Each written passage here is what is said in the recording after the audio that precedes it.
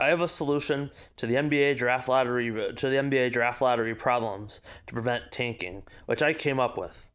The idea that I have that nobody else has come up with yet is you take a certain amount of inverse order of records from the worst to the best of those records based on a random draw. So what you would do is, for example, if you drew the number 7, what you'd end up with is the teams with the 7 worst records get their draft order inverted.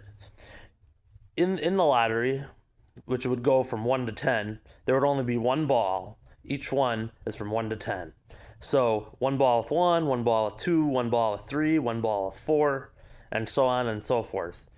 What it would mean is that each of the 10 teams with the 10 worst records all have the same chance, all have the same opportunity to get the number 1 pick.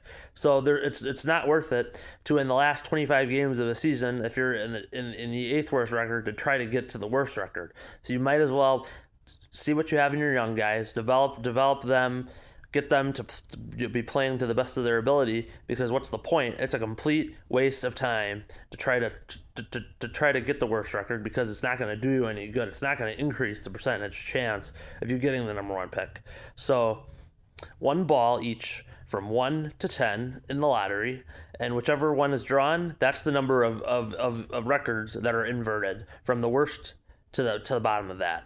So each team has that doesn't make the play-in has the same amount of chance to get the number 1 pick. So the teams that are at the bottom of the worst record list, so the 7th to 9th worst records, might as well go to try to get into the play-in, because it's pointless to be able to get the number 1 pick, or to be able to get the worst record.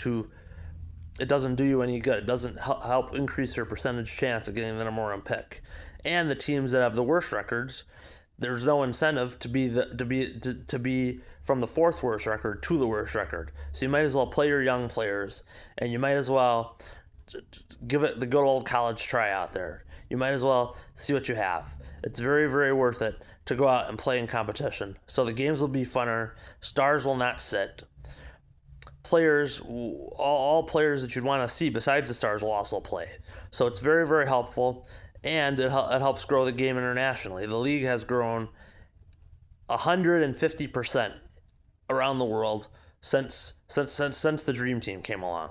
So it's about making sure that stars don't sit, making sure that young players don't sit, so that the fans will be able to get them to get the worth out of the money that they paid for.